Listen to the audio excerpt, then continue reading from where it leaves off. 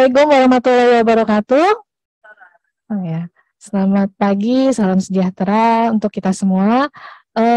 Sesuai materi ya, maksudnya yang di tempat kami bahwa saya diberi tugas untuk menyampaikan registrasi pangan olahan. Terus apa sih yang sekarang berbeda dengan yang sebelum ini? Jadi memang ada sesuatu yang baru loh di registrasi pangan olahan yang kami sudah terintegrasi dengan OSS sesuai amanah dari Presiden Jokowi, dan itu dengan sistem berbasis risiko atau RBA yang terbaru. Izin Ibu menyampaikan. Oke, next. Adapun outline yang saya sampaikan adalah pendahuluan bagaimana cara memperoleh. Mungkin yang terbaru adalah kita bicaranya PB-UNKU, yaitu perizinan berusaha untuk mendukung kegiatan usaha, atau dulunya kita selalu sebut izin edar di Badan POM.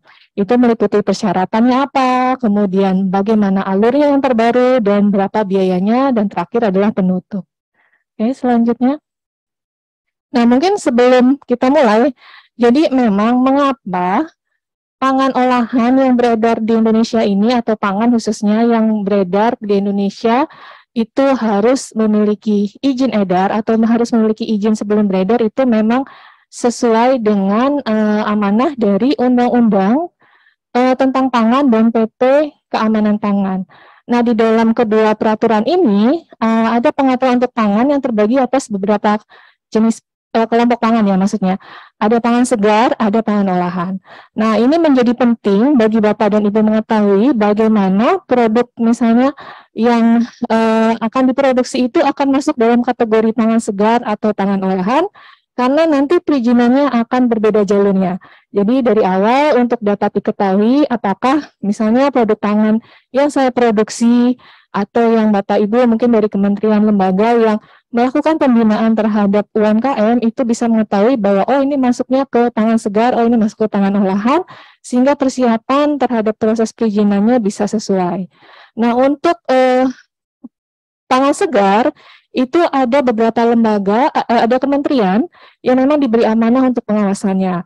Ada pangan segar asal tumbuhan, PSAT, pangan segar asal hewan, PSHAH, dan pangan segar asal ikan. Jadi untuk pangan segar asal tumbuhan dan pangan segar asal hewan ini diampu oleh Kementerian Pertanian dalam penerbitan izin edarnya atau penerbitan perizinan berusahanya. Kemudian pangan segar asal ikan ini adalah di Kementerian Kelautan dan Perikanan KKP. Nah, definisi pangan segar sendiri adalah pangan yang memang belum mengalami pengolahan atau mengalami perlakuan minimal. Jadi memang sangat minimal sekali, itu bisa menjadi pangan olahan dan juga dapat dikonsumsi langsung. Nah, ini harus dipastikan bahwa produk yang dihasilkan dari pangan segar ini akan diregistrasikan tergantung dari asalnya. Nah, untuk pangan olahan sendiri adalah makanan atau minuman hasil proses dengan cara atau metode tertentu dengan atau tanpa bahan tambahan pangan, di mana perizinan untuk produknya itu bisa di Bupati Wali Kota atau CQ PTSP-nya, Pemda tempatnya, dan untuk SPP PYRT, kemudian di Badan POM untuk MD dan ML. Oke, selanjutnya. Berikut adalah contohnya. Jadi untuk misalnya pangan segar asal tumbuhan, nanti didaftarkan ke Kementan. Itu contohnya kurma, kopra, biji lada, beras, buah utuh segar yang dikemas, sayuran segar itu nanti perizinannya ada di Kementan. Untuk pangan segar asal hewan, contohnya adalah susu segar dari sapi, kambing, kuda, dan lain-lain. Kemudian karkas daging beku, telur asin mentah, sarang burung walet, madu murni dan lain nanti ada di PSHH di Kementan. Nah, untuk pangan segar asal ikan, perizinannya adalah dengan memiliki sertifikat kelayakan pengolahan SKP dari KKP untuk produk-produknya seperti ikan segar, udang segar, filet ikan beku, tuna giling beku, surimi beku, cumi-cumi kering, itu nanti didaftarkan di KKP. Nah, untuk PYRT dan MD dan ML untuk bahan olahan, pastikan bahwa untuk yang dapat diproduksi di PIRT, mungkin nanti setelah saya akan lebih detail di PIRT, itu sesuai produknya dengan lampiran Peraturan Badan POM nomor 22 tahun 2018 tentang pedoman pemberian sertifikat produksi PIRT. Jadi untuk industri rumah tangga memang juga dibatasi jenis pangan yang dapat diproduksi untuk industri rumah tangganya. Jadi nanti diperhatikan jika Bapak dan Ibu yang mempunyai misalnya produksi industri rumah tangga atau yang sedang dilakukan pembinaan, ini ada ketentuannya. Produk-produk apa saja yang bisa diproduksi di SPPIRT dan itu didaftarkannya atau diregistrasi ke Pemda setempat. Nah, untuk MDML meliputi semua jenis pangan termasuk juga pangan-pangan yang wajib SNI, kemudian pangan-pangan peruntukan yang memang untuk risiko konsumen yang rentan. Oke, selanjutnya. Nah, izin edar atau PB Unku ini tadi memang seperti disampaikan yang beredar itu wajib pangan olahan yang diproduksi di dalam negeri atau yang diimpor untuk diperdagangkan dalam kemasan eceran sebelum diedarkan wajib memiliki izin edar. Ini memang yang terdapat dalam Undang-Undang dan PP Keamanan Undang-Undang Pangan dan PP Keamanan Pangan. Nah, ini yang menjadi dasar hukum penyelenggaraan penerbitan izin edar atau yang sekarang disebut TB Unku untuk pangan olahan. Bapak dan Ibu bisa melihat peraturan teknisnya untuk registrasi pangan olahan atau pendaftaran pangan olahan di Peraturan Badan POM nomor 27 tahun 2017. Dan saat ini memang kami sedang berproses untuk merevisi, merevisi atau membuat peraturan baru untuk registrasi pangan olahan dengan mekanisme yang baru. Oke, selanjutnya. Nah, untuk pangan olahan yang wajib didaftarkan di Badan POM, tadi seperti saya sampaikan memang semua jenis pangan olahan yang dijual dalam kemasan eceran, termasuk juga kalau pangan fortifikasi, tadi pangan wajib SNI, di sini ada 12 jenis produk wajib SNI seperti air mineral alami, air minum dalam kemasan, itu air mineral, air demineral, minyak goreng sawit, kemudian gula kristal putih, tepung terigu, itu wajib didaftarkan ke Badan POM. Kemudian pangan program pemerintah dan pangan yang ditujukan untuk uji pasar, misalnya untuk uji pasar saja tetap harus didaftarkan di Badan POM untuk memastikan keamanannya, dan termasuk jika Bapak dan Ibu produsen memproduksi sediaan bahan tambahan pangan untuk dijual dalam kemasan eceran. Oke, selanjutnya. Nah, untuk ada ketentuan mengenai wajib memiliki izin edar, tetapi ada juga ketentuan pangan olahan yang tidak wajib memiliki izin edar, baik dari Badan POM ataupun SPPIRT untuk pangan olahan. Yang pertama, jika pangan olahan tersebut memiliki masa simpan kurang dari 7 hari, kemudian diimpor dalam jumlah yang kecil untuk keperluan sendiri, kemudian digunakan lebih lanjut sebagai bahan baku. Jadi kita biasanya bicara ini adalah produk yang Bapak Ibu produksi tetapi sebagai bisnis B2B atau business to business. Dijualnya spesial hanya untuk ke produsen tertentu saja. Kemudian pangan olahan dalam jumlah besar dan tidak dijual secara langsung kepada konsumen akhir, diolah dan dikemas langsung di hadapan pembeli, dan yang terakhir adalah pangan siap saji, itu yang tidak diwajibkan untuk didaftarkan di Badan POM maupun PIRT. Oke, selanjutnya.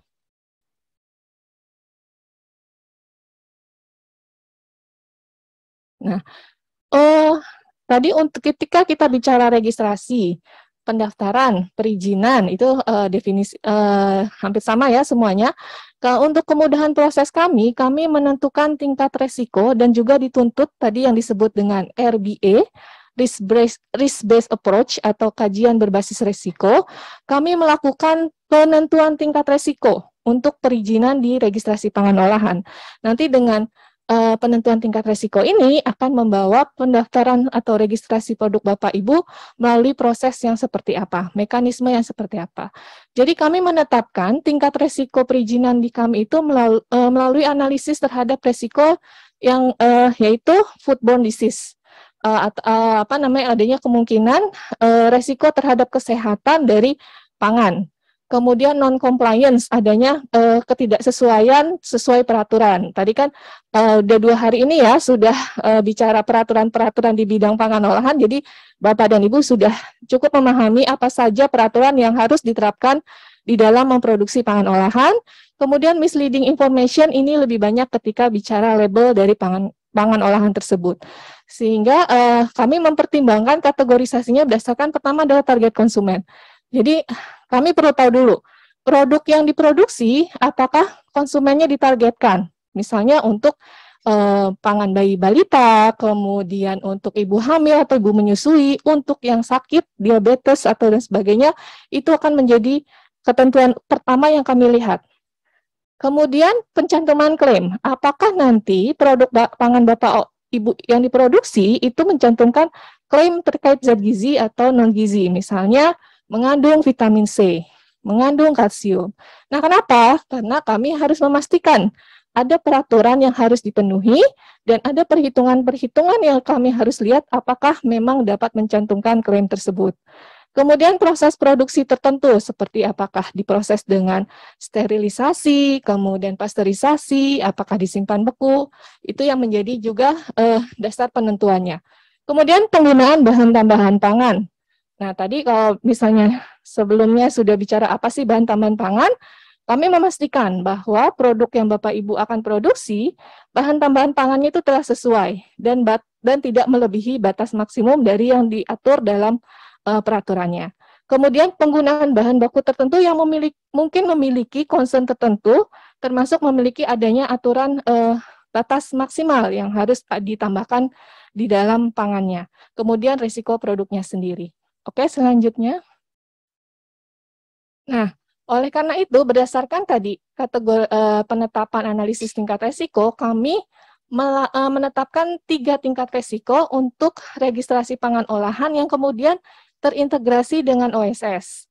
Nah, yang pertama adalah resiko menengah rendah. Dengan outputnya, bentuk perizinan adalah sertifikat pemenuhan komitmen, atau kita sebutnya self-declare. Resiko yang kedua itu menengah tinggi, dengan output perizinannya sertifikat persetujuan, itu adalah untuk nantinya pangan-pangan yang wajib SNI. Kemudian resiko tinggi itu untuk bentuk perizinannya adalah izin edar. Ini kami lakukan penilaian penuh terhadap kesesuaiannya dengan standar. Dan aplikasi ini telah kami implementasikan mulai dari 19 September 2022. Jadi memang masih baik sekali ya, maksudnya memang kami mulai baru di 19 September implementasi dan baru menerima pendaftaran untuk produk yang baru. Untuk yang sudah ada di IREC yang lama, registrasi yang lama itu akan masih bisa diproses sampai dengan izin edarnya berakhir, termasuk kalau ada perubahan-perubahan terhadap NIE yang sudah terbit dari aplikasi yang lama. Oke, selanjutnya. Nah, ini adalah 11 PBUMKU atau perizinan berusaha untuk mendukung kegiatan usaha yang akan diterbitkan oleh registrasi pangan olahan. Jika Bapak dan Ibu masuk produknya sebagai layanan registrasi baru, nanti akan ada 4 izin yang bisa keluar, yaitu tergantung dari produknya, dan tadi yang resikonya izin edar pangan olahan, izin edar pangan olahan dengan notifikasi, itu adalah yang tadi yang masuk ke dalam resiko tinggi, akan terbit izin edar. Kemudian sertifikat persetujuan pangan olahan yang wajib SNI, kemudian sertifikat pemenuhan komitmen pangan olahan. Nah, kalau variasi itu adalah perubahan-perubahan yang terjadi setelah PBUMKU-nya keluar atau izin edarnya keluar, dilakukan perubahan atau variasi, maka akan terbit sertifikat ini, tergantung nanti dari prosesnya atau kategorisasi resikonya. Dan yang ketiga adalah untuk pelayanan registrasi ulang, itu kami berikan dalam bentuk sertifikat pemenuhan komitmen ulang pangan olahan. Nah, mungkin jadi perhatian Bapak Ibu ketika kemudian produk Bapak Ibu terkategorisasikan sebagai resiko menengah rendah, maka Bapak dan Ibu melakukan mendapatkan sertifikat pemenuhan komitmen, maka akan ada mekanisme lanjutannya. Setelah terbit sertifikat pemenuhan komitmen, Bapak dan Ibu harus memenuhi komitmennya itu dalam jangka waktu 12 bulan. Jika tidak terpenuhi komitmennya, maka akan ada kemungkinan terjadi pembatalan terhadap sertifikat yang dikeluarkan. Nah, ini yang mungkin harus menjadi perhatian dari Bapak Ibu pelaku usaha ketika mendapatkan sertifikat pemenuhan komitmen. Ya, selanjutnya. Nah, ini adalah jenis-jenis pelayanan yang masuk dalam setiap kategori risikonya. Mungkin terlalu kecil ya. Ketika Bapak dan Ibu, ya sip, makasih Mbak.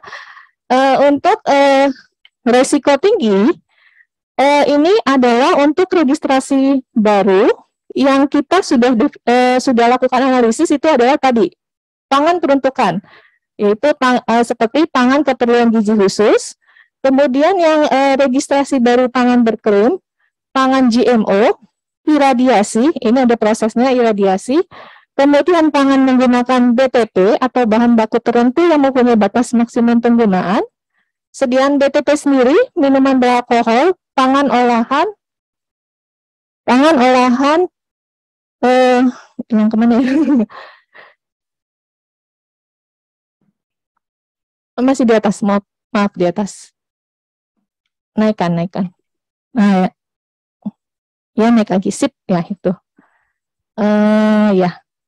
Tadi minuman beralkohol, pangan olahan yang diproses dengan proses pasteurisasi, steril komersial dan teknologi baru lainnya, registrasi variasi mayor pangan risiko tinggi, ini akan masuk ke dalam risiko tinggi yang outputnya adalah izin edar, dan kami akan lakukan penilaian penuh terhadap produk-produk ini. Jadi pada saat registrasinya masuk, maka kami akan lakukan penilaian penuh, ada persyaratan hasil analisa yang harus dilengkapi, dan kita akan terbitkan izin edarnya dengan timeline ini, di sini belum, timelinenya nanti disebutkan ada di selanjutnya.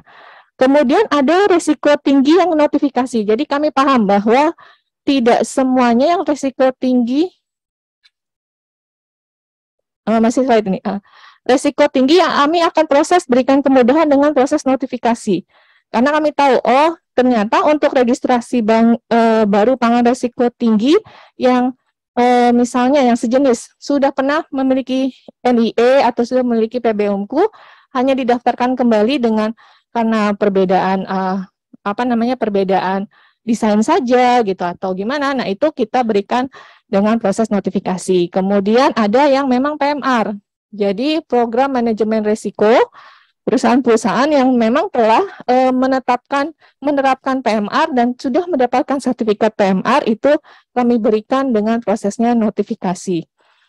Kemudian pangan organik juga akan masuk dalam risiko tinggi notifikasi dengan output izin edar. Untuk risiko menengah tinggi, tadi adalah khusus spesial untuk registrasi pangan-pangan yang wajib SNI. Tadi ada 12 jenis pangan yang wajib SNI yang akan masuk ke dalam risiko menengah tinggi ini. Kami akan melakukan penilaiannya hanya di verifikasi sertifikat SNI-nya saja. Jadi kami memastikan sertifikat SNI yang diupload sudah sesuai dengan produk yang didaftarkan, inputan produknya, kemudian nanti diterbitkan surat perintah bayar untuk selanjutnya terbitlah sertifikat persetujuan. Kemudian yang ketiga adalah risiko menengah rendah.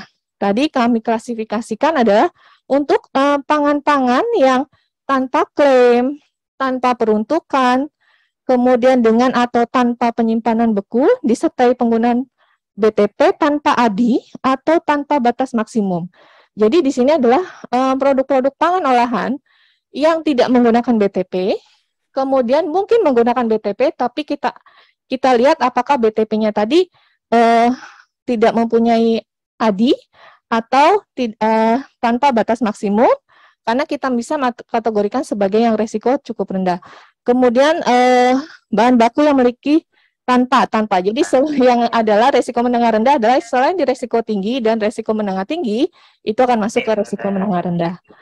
Kemudian ada registrasi ulang, variasi minor seluruh pangan, dan registrasi variasi mayor pangan risiko menengah rendah, itu akan dilakukan registrasinya tanpa penilaian sama sekali. 1 hari kerja itu selesai, Bapak Ibu input, kemudian terbit surat perintah bayar, Bapak dan Ibu melakukan pembayaran, langsung terbitlah output sertifikat pemenuhan komitmen.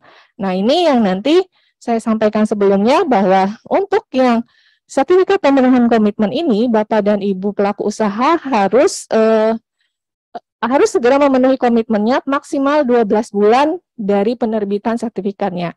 Jika tidak terpenuhi komitmennya, maka akan adanya proses pembatalan terhadap sertifikat yang sudah dikeluarkan.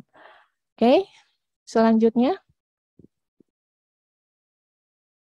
Nah, ini adalah perbedaan sebelum dan sesudah implementasi RBA.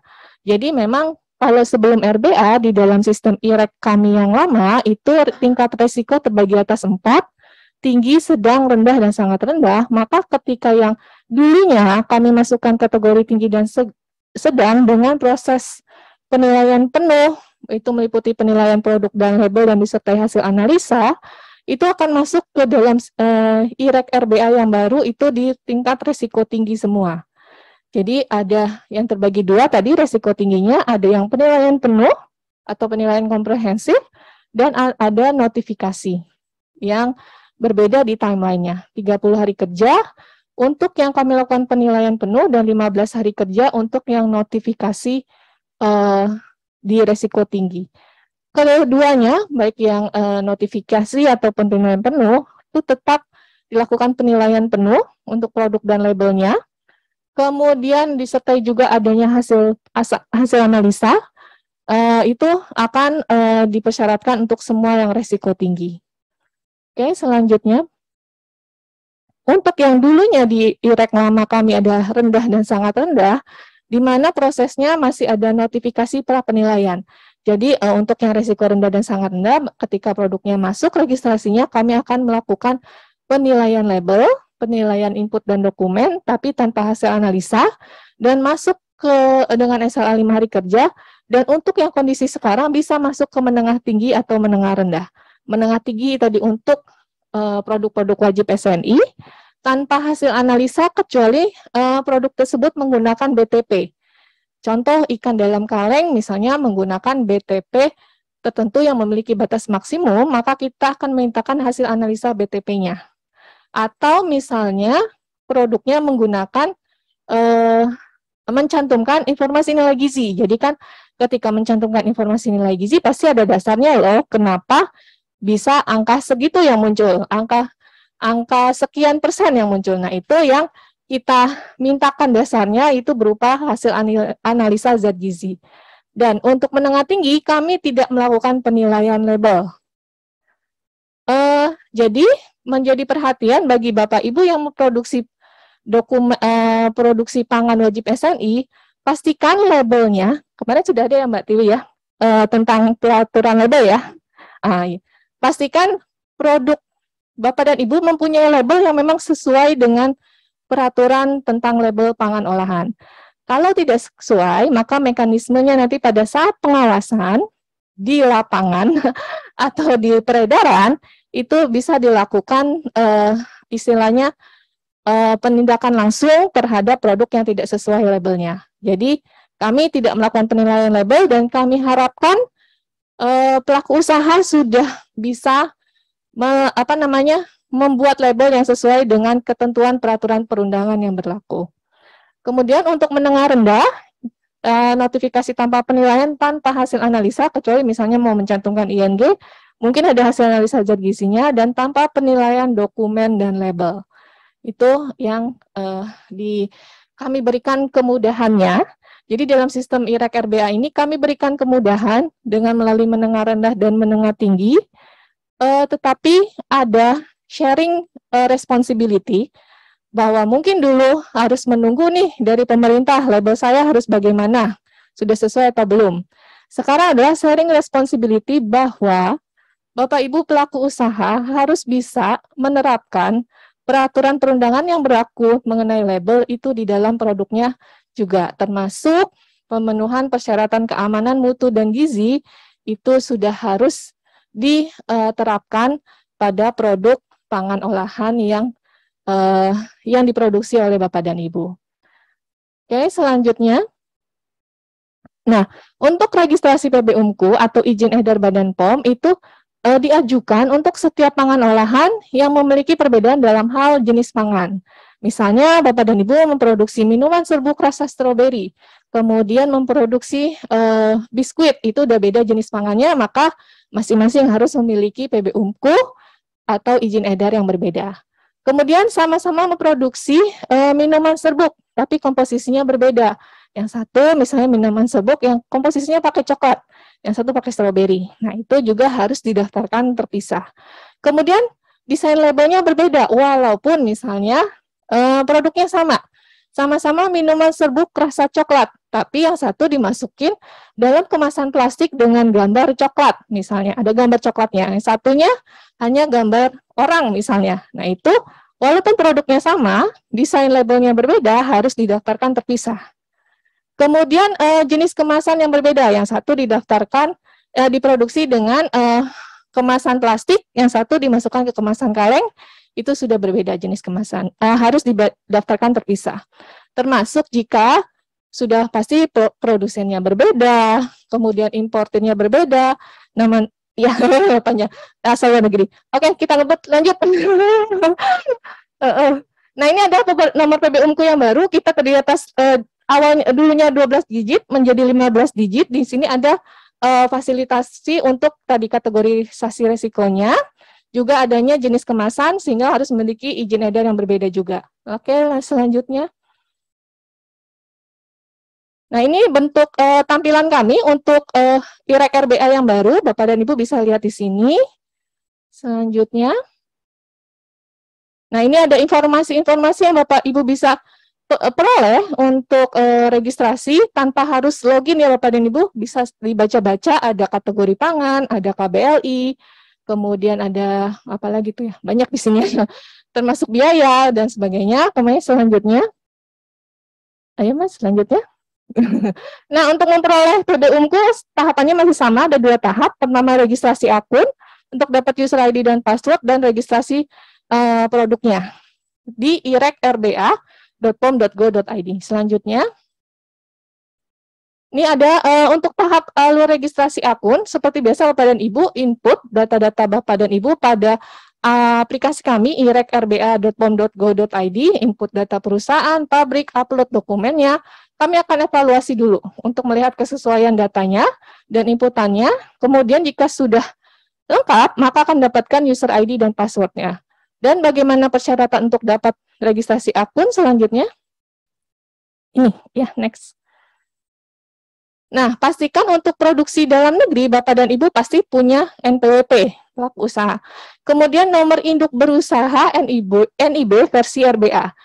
Jadi untuk yang produknya minuman beralkohol, pastikan IUI-nya itu lengkap ya Bapak Ibu, punya dari BKPM Pusat, kemudian surat rekomendasi dari Dirjen Industri Agro. Untuk yang selain minol, apabila menggunakan NIB versi RBA, pastikan KBLI Bapak dan Ibu industri makanan minuman yang diproduksi, karena KBLI akan sangat menjadi kunci baik itu di pendaftaran OSS ataupun nanti ke kami, ke IREK RBA-nya. Kemudian KBLI industri makanan minuman yang klasifikasi resiko rendah itu dalam bentuk NIB RBA. Untuk yang resikonya menengah rendah dan menengah tinggi, ini dalam konsep OSS-nya ya, bukan di IREK RBA-nya, maka Bapak dan Ibu harus mempunyai NIB RBA dan sertifikat standar RBA. Kemudian untuk yang resiko tinggi harus punya NIB RBA dan izin RBA. Pastikan ini dimiliki oleh Bapak Ibu sebelum melakukan registrasi akun ke kami. Kemudian sertifikat izin penerapan CPPOB. Oke, selanjutnya.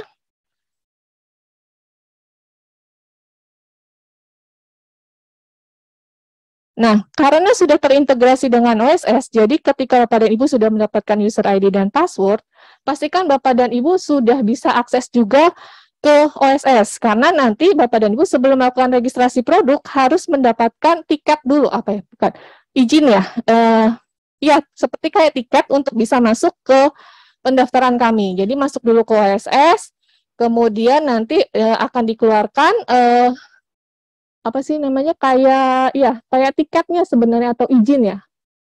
Saya lupa apa Linda namanya. Kemudian nanti baru, ya ID izin, ID izin. Kemudian nanti baru bisa masuk ke sistem IREK RBA untuk mendaftarkan produknya. Nah, disinilah pentingnya KBLI, Bapak dan Ibu harus sesuai untuk produk yang didaftarkan. Oke, selanjutnya. Untuk registrasi produk pangan olahannya, tadi sesuai resikonya sebenarnya sudah seperti yang disampaikan, SLA-nya berapa hari, ini tadi juga sebelumnya disampaikan. Kemudian evaluasinya adalah untuk yang resiko tinggi bertahap dari evaluasi oleh evaluator, kemudian ada verifikasi dan ada validasi. SLA-nya 30 hari kerja atau 15 hari kerja, time to respond. Oke, selanjutnya. Nah, ini ada persyaratan. Pastikan semua produk Bapak dan Ibu, baik itu resiko menengah rendah, menengah tinggi, atau tinggi, memiliki dokumen untuk komposisi, proses produksi, kode produksi, masa simpan, rancangan label, spesifikasi bahan. Untuk menengah rendah tadi tidak perlu hasil analisa cemaran, tetapi kalau misalnya memiliki pencantuman ING itu harus ada hasil analisanya, atau tadi menggunakan pedoman untuk UMK ya, pedoman zat gizi yang sudah diterbitkan oleh Direktorat Standar untuk beberapa produk sesuai dengan pedomannya. Kemudian untuk terjemahan label, untuk produk yang ML, untuk yang impor, saya jadi grogi nih. Saya sebenarnya. Oke, kemudian untuk produk impor pastikan ada foto produknya, sertifikat SNI untuk menengah tinggi, PMR, dan juga health certificate atau presale sertifikat untuk produk yang impor. Oke, selanjutnya ini adalah tarif PNBP masih berlaku sesuai dengan kategori pangannya. Jadi apa yang kami berikan dalam surat perintah bayar itu ada peraturannya Bapak dan Ibu, PP nomor 32 tahun 2017, bisa dibayarkan di 75 bank yang terkoneksi dengan Simponi, termasuk yang terbaru adalah bisa melalui Tokopedia dan Bukalapak. Oke, selanjutnya. Biayanya berapa? Paling murah dari 100.000 hingga 3 juta tergantung kategori pangan dan jenisnya. Jadi kalau Bapak dan Ibu misalnya mencantumkan pangan berklaim, itu biayanya 3 juta untuk satu kali produk pengajuan. Oke, selanjutnya.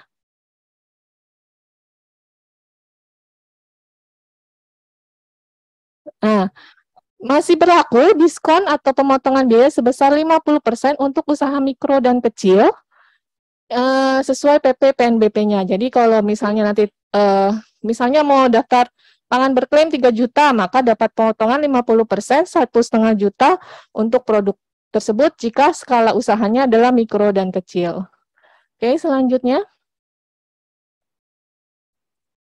Nah, ini ada contoh outputnya Bapak dan Ibu nanti akan dapat ini adalah di OSS. Di IREK RBA tidak akan dapat, tapi ini akan terbit di sistem OSS Bapak dan Ibu, maka itu disebut integrasi. Jadi ketika dinyatakan sudah selesai, bisa terbit sertifikatnya, maka kan terkirim dari IREK RBA ke dalam sistem OSS dan diterbitkan di dalam OSS terbitannya, penerbitan outputnya.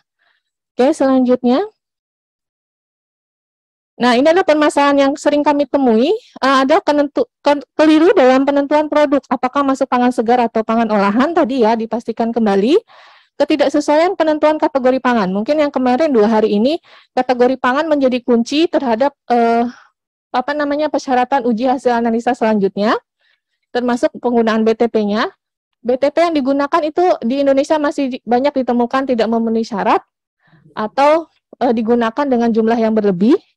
Itu masih ada seperti itu adanya. Kemudian dokumen produk yang diunggah berbeda dengan data yang diisi. Dokumen produk yang diunggah tidak sesuai ketentuan. Misalnya komposisinya tidak mencantumkan persentase, masa simpannya tidak dijelaskan berapa lamanya, dan yang paling banyak adalah rancangan label tidak memenuhi ketentuan. Jadi dengan bentuk yang baru ini kami berharap Bapak Ibu pelaku usaha maupun KL pendamping UMKM ini bisa lebih concern terhadap rancangan label yang akan digunakan oleh pelaku usaha sehingga sesuai dengan ketentuan yang berlaku. Oke, selanjutnya saya rasa sudah selesai. Ini ada tips dan trik penyiapan dokumen. Oke, selanjutnya. Ini adalah informasi dan pengaduan. Bapak dan Ibu bisa hubungi kami di semua kanal ini. Mau telepon, email, live chat, dan semuanya. Oke, yang selanjutnya. Kayaknya tinggal terima kasih ya.